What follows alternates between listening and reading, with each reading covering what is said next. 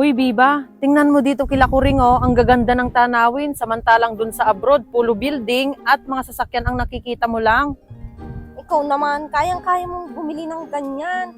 At saka yung resort na pinapagawa ko, hindi na kasi umabot pero sa susunod na reunion natin, doon natin gaganapin. Maluwang ba yung pwesto mo doon? Oo naman, ano ka ba? Maluwang kaya yun, 4 hectares yun. Tsaka pinaparent ko nga yun sa mga VIP, lalo na ngayon mag-election na, sigurado ako patok na patok yun sa mga king nila. Ikaw humahangin ka na naman. Oh hindi totoo lang yun. Iba, si Mang! Halila kayo, kain ulit tayo! Uy, nagtatawag na si Kuring, oh.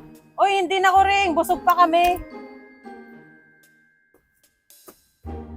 Uy, ano ba kayo? Parang di nyo naman nasarapan yung niluto. Yung lechon lang kinain nyo. Ano ka ba? Hindi naman sa ganun. Tingnan mo nga, nabusog nga ako. Tsaka, madalang ka lang kasi kami makakain ng lechon. Puro kasi menudo, mechado, kaldereta, yung mga nakakain namin dun. Sige na nga, bahala nga kayo. Basta pag nagutom kayo ha, maraming pagkain doon sa lamesa. Sige. Ay, tita! Bless po! Ay, tita, kaganda naman to. Pagkano to? Siguro mahal to, no? Ay, wag mo nga hawakan. Sino ba yan, Kuring? Lele, ba't po, pasensya na kayo. Anak to ni Pinsan Ibiyang. Siya kasi yung tumulong sa akin na namalengke at nagluto. Andiyan siya sa loob eh. So, siya pala yung anak ni Ibyang na walang narating sa buhay na iniwan nung nakapuntis sa kanya. Sige na, lalado ka na muna doon. Uy, kayo naman, bakit ganyan kayo? Kahit ganun ang naging kapalaran nun ni Ibyang, mababait naman sila, tsaka yung anak niya. O, paano? Doon muna ako sa loob ha. Baka may gagawin pa doon. Basta pag nagutom kayo, pumasok lang kayo sa loob ha. Maraming pagkain doon. Totoo naman yung sinabi ko, di ba? Oo naman, Kas. Tsaka mas maganda yung nagpapakatotoo tayo.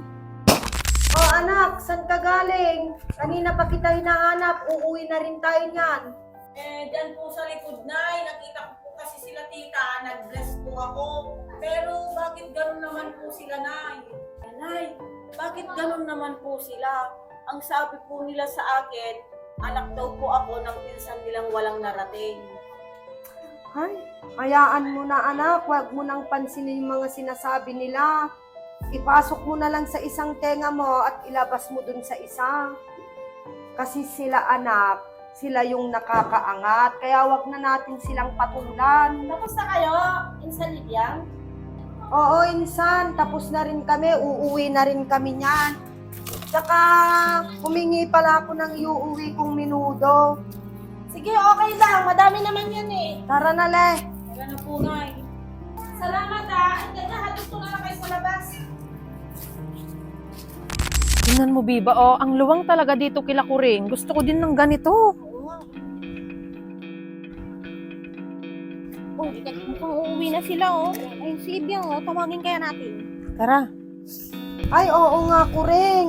Hindi ko nahugasan yung mga pinaglagyan pa ng ulam.